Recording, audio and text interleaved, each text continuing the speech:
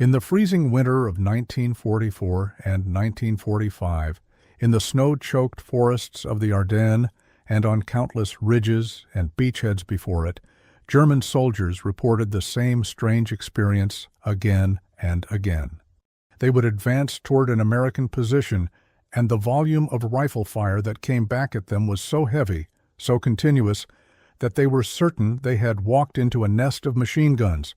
They would order their men to ground, they would call for heavy weapons support, and then they would discover, sometimes too late, that there were no machine guns. There were only American riflemen.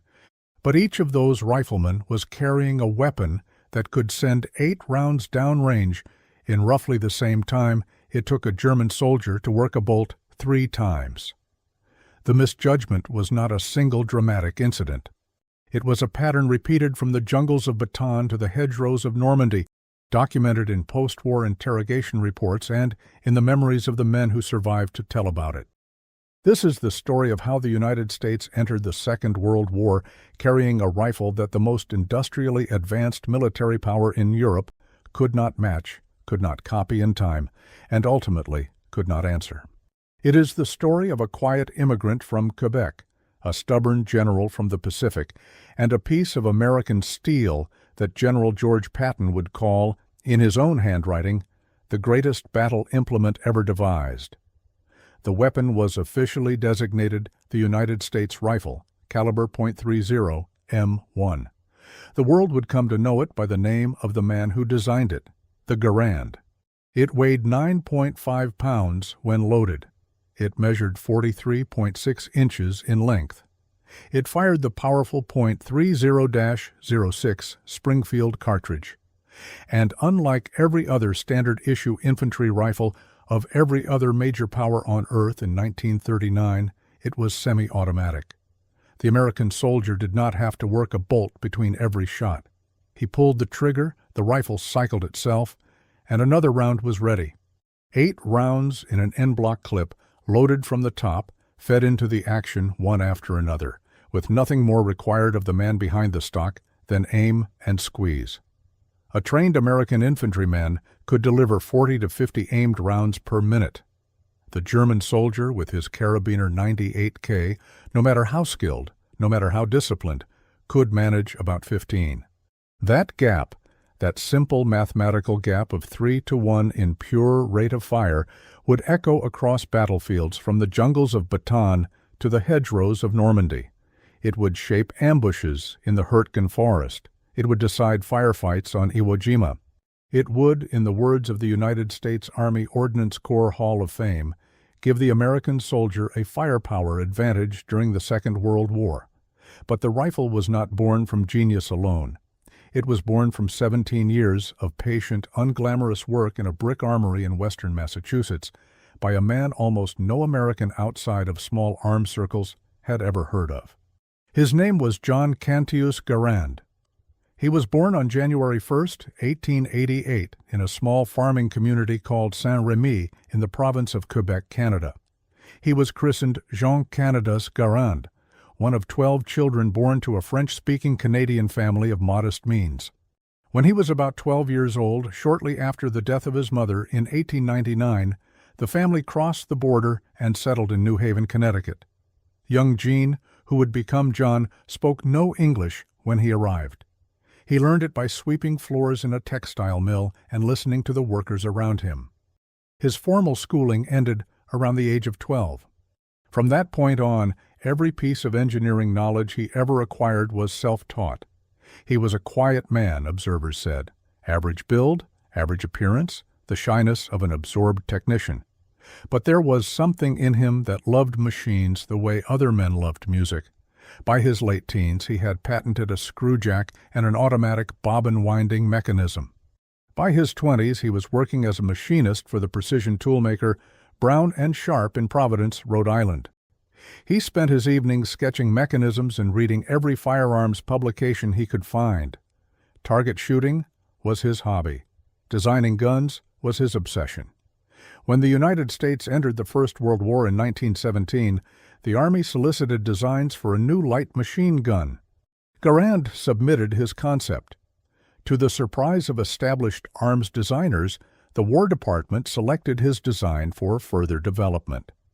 The war ended before his weapon could reach production, but the United States Bureau of Standards brought him on as an engineer in 1918 to refine it.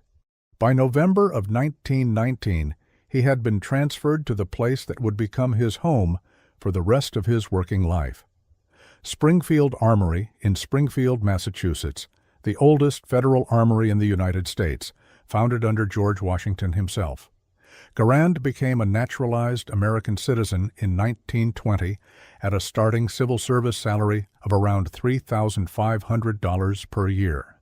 The task assigned to him was simple to describe and almost impossible to accomplish. Design a semi-automatic infantry rifle robust enough for combat, light enough for a soldier to carry all day, accurate enough to replace the bolt-action Springfield M1903, and reliable enough to be trusted with a young man's life. Every other major nation had tried.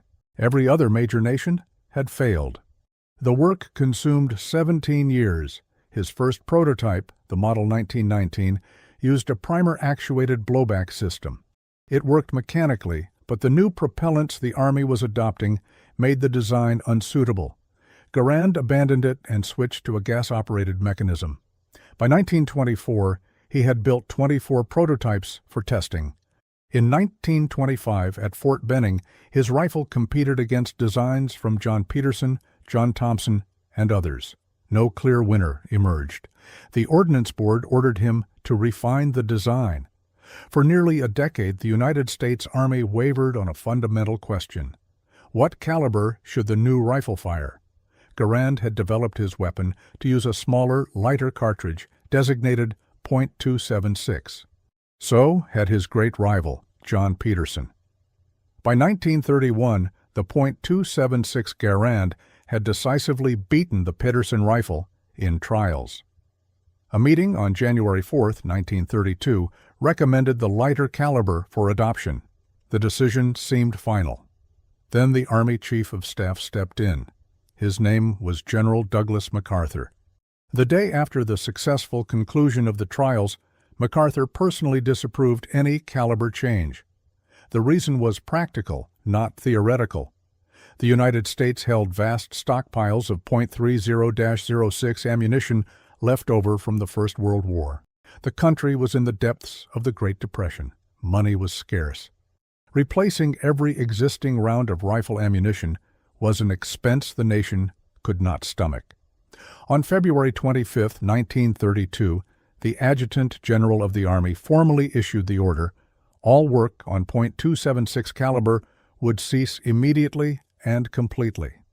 Garand was to redirect every resource toward making his rifle work in .30-06. He did. By August 3, 1933, the redesigned rifle had earned a new designation, semi-automatic rifle, caliber .30 M1. Field trials in 1934 exposed problems. Modifications followed. On November 7, 1935, the rifle was cleared for procurement. And on January 9, 1936, after 17 years of work by a Canadian-born immigrant who had taught himself engineering by sweeping mill floors, the United States Army officially adopted the M1 Garand as its standard service rifle. The United States was the first major nation in the world to equip its infantry with a semi-automatic rifle as standard issue. The Germans knew about the Garand. Wehrmacht intelligence had evaluated the rifle before the war and produced assessments of its capabilities. German ordnance engineers had examined captured specimens. What the reports consistently found was that the Garand was a well-made, reliable, effective weapon that gave the individual American soldier a significant rate-of-fire advantage.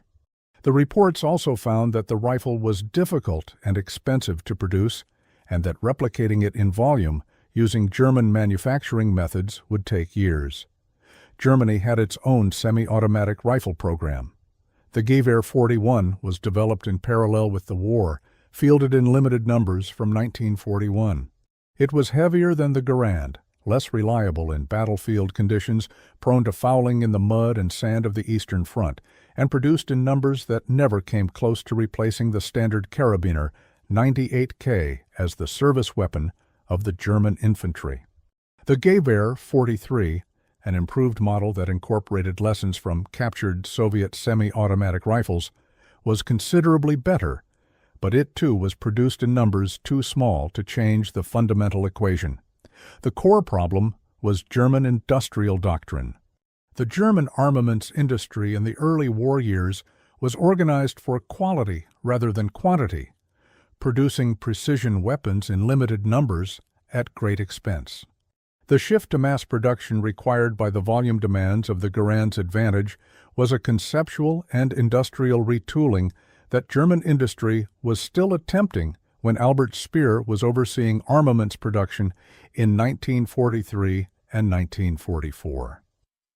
By that point, Allied bombing had begun to disrupt the retooling before it could be completed. Germany never solved the problem. In 1945, the standard weapon of most German infantrymen remained a bolt-action rifle designed in 1898.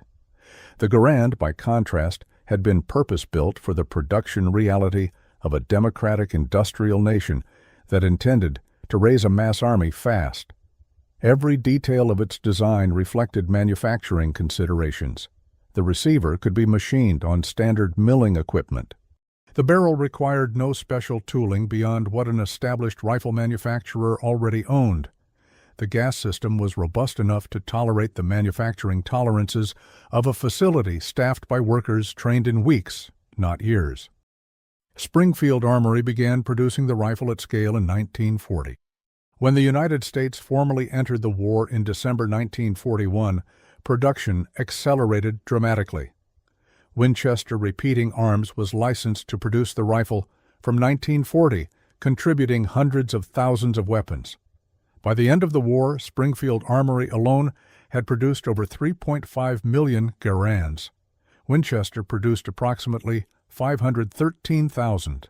International Harvester, better known as a farm equipment manufacturer, entered production later and produced 337,623 rifles between 1953 and 1956.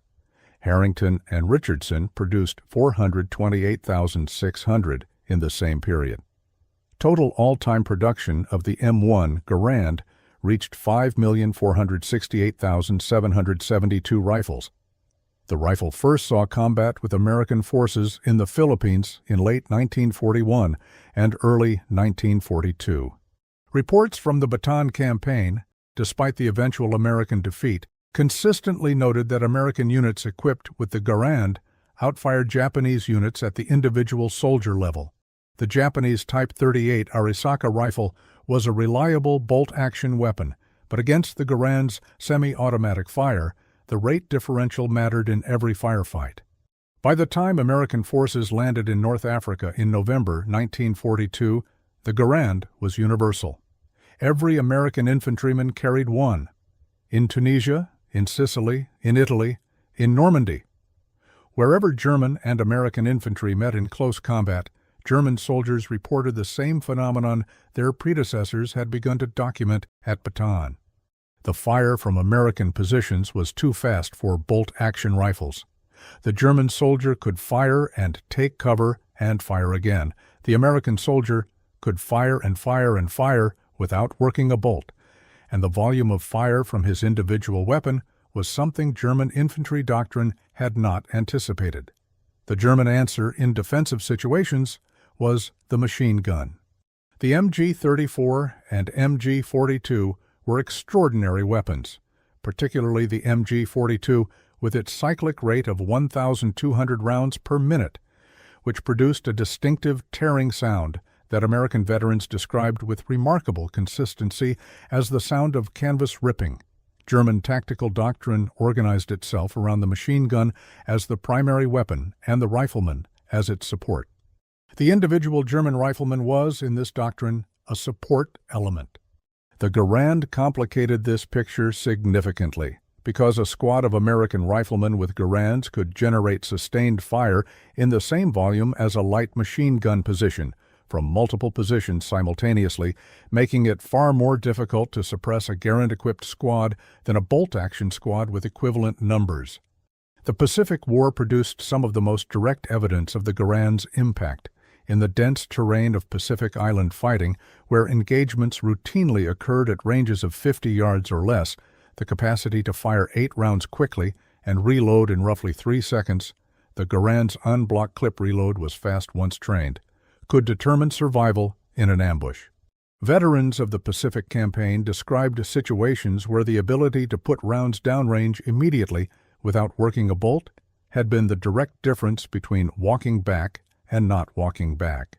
Eugene Sledge, whose memoir With the Old Breed stands as one of the finest accounts of the Pacific War, described the Garand in functional terms without romanticism.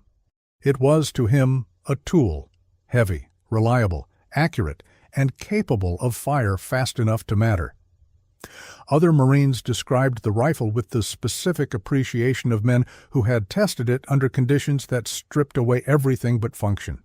The 82nd Airborne Division's experience during the Ardennes campaign produced some of the most quoted testimony about the Garand's performance in sustained combat. Units holding position against repeated German attacks noted that the ability to maintain rifle fire without the interruption of bolt operation allowed them to sustain defensive fire volumes at moments when breaking the rhythm to work. A bolt could have left a gap. The thin lines in the snow at Bastogne and along the northern shoulder of the bulge held in part because the men in those lines could individually fire at rates that made them appear more numerous than they were. The German prisoner who encountered concentrated Garand fire and concluded he was facing machine guns was not making a foolish error. He was making a rational inference from experience. His training had taught him that bolt-action rifles produced a rate of fire recognizable by sound and tempo. The Garand produced a rate of fire that fell outside the parameters of his experience. He reached for the nearest available explanation. He was right that what he faced was extraordinary. He was wrong about why. The story of the rifle in the post-war world reflects the size of what Garand had built. Japan received large numbers of surplus M1 Garands as American military aid during the Korean War and the subsequent reconstruction of Japanese defense forces. The nation whose soldiers had been outfired by the Garand on Guadalcanal and Saipan and Iwo Jima now trained with the same rifle in the defense of their own islands. South Korea received approximately 470,000 rifles. West Germany, Denmark, Greece, Turkey, Iran, and the Philippines all received M1s. The rifle armed the early Cold War on 4 continents. In Italy, the Beretta Company used machine tools shipped from Winchester after the war to produce a license-built version of the rifle, the model 1952, then evolved it into the BM-59, a Garand modernized with a detachable 20-round magazine and selective fire option. John Garand retired from Springfield Armory in 1953. At his retirement ceremony, the Secretary of the Army presented him with a commemorative Garand rifle to mark his service. He went home to his quiet house in Springfield, Massachusetts, where he lived another 21 years with his wife Nellie and their children. He had received no royalties from the production of his rifle. He had never asked for any. He had given his country a weapon at a civil servant's salary. He passed away on February 16, 1974, at Wesson Memorial Hospital in Springfield at the age of 86. He is buried at Hillcrest Park Cemetery in Hampton County, Massachusetts. In 1973, near the end of his life, the United States Army Ordnance Corps inducted him into its Hall of Fame. The plaque carries a simple line: due to his initiative and instinctive inventive genius, the United States soldier possessed a firepower advantage during the Second World War. On June 6, 1994, the 50th anniversary of D-Day, the Garand Collectors Association unveiled a bronze bust of John Cantius Garand at Springfield Armory National Historic Site. The plaque beneath it reads, "A quiet genius who gave to his adopted country the greatest battle implement ever devised, the M1 rifle." In modern America, the Garand has become something stranger than a museum piece. It has become an heirloom. The civilian marksmanship program, chartered by Act of Congress, sells surplus M1s to qualified American citizens. In 2018, the program received 90,000 Garands shipped back from the Philippines. In 2025, the program announced new commercial production in partnership with a private manufacturer, with first deliveries projected for 2026. The rifle that Patton called the greatest battle implement ever devised is now passed across kitchen tables from grandfather to grandson. The drill teams of the United States Marine Corps Silent Drill Platoon still carry it. The Air Force Academy Honor Guard still carries it. The Norwegian King's Guard drill team still carries it. The Greek Presidential Guard still carries it. The walnut and steel of the Garand has outlived everyone who carried it into combat in the Second World War. There have been a few moments in the long story of warfare when one weapon in the hands of one army has given that army a per-soldier advantage their enemies could not close. At Agincourt in October 1415, a small English army defeated a much larger French force, largely because of the longbow. At Königgrätz in July 1866, the Prussian army crushed the Austrians in part because every Prussian infantryman carried the Dries needle gun, a breech-loading rifle that could be fired prone 5 times faster than the Austrian muzzle-loaders. The result of Königgrätz was the unification of Germany. The M1 Garand belongs in that company. It did not win the Second World War by itself. No single weapon ever wins a war. American victory was the product of Allied cooperation, industrial might, the courage of the Soviet soldier holding Stalingrad, the British holding the Atlantic, the millions of unnamed people who built ships and planes and tanks and shells and factories from Detroit to the Urals. But in the rifle squad, where American boys met German boys and Japanese boys at ranges of 50 to 300 yards, the M1 gave the American the firepower of 3 soldiers in his own hands. That advantage, multiplied by every squad, in every platoon, in every company, in every division, mattered. It mattered in defense, when a thin American line in the snow at Bastogne could deliver fire that made it look like a thicker line. It mattered in attack, when an American squad clearing a Norman farmhouse could put more rounds through a doorway in less time. It mattered in jungle ambushes on Pacific Islands, where the difference between life and death was whether you could get the second shot off before your enemy could. This is the lesson John Garand's rifle leaves behind. The greatest weapons are rarely the products of a single moment of genius. They are the products of patience, of nearly 2 decades of careful refinement in a single Massachusetts armory, of one immigrant from a Quebec farm village who taught himself engineering by reading and tinkering, of a nation that by accident of geography and history had the time to get the design right before the war that would test it, of an industrial system that, when the moment came, could put 4 million of those rifles in the hands of young men in less than 4 years. By the time of his retirement in 1953, John Garand was 65 years old. He had spent more than 3 decades in the same brick armory in Springfield. The machines that built his rifle had produced over 5 million weapons and armed soldiers on every continent. And the man whose name was on every one of those rifles walked away with a salary, a commemorative rifle, and the quiet satisfaction of work well done. He had received no royalties. He had never asked for any. Look at any photograph of an American infantryman in the Second World War, in the Pacific or in Europe, in the snow of Bastogne or the sand of Iwo Jima. The rifle in his hands is the work of John Garand. The 8 rounds in the clip, the gas piston, the walnut stock, the rear aperture sight, every part of it the result of one man's quiet, methodical labor. The soldier who carried it home and raised a family may never have known his name. Most of those soldiers are gone now. The rifles remain. And in museums, in honor guards, and in the hands of grandsons at rifle ranges across the country, the M1 still carries the same clear, sharp voice it carried in 1944, a voice that says, "An American is here, and he is not alone." If this investigation gave you something to think about, hit the like button. Subscribe to World War Declassified for new videos every day, the stories they never put in the textbooks. Thank you for watching.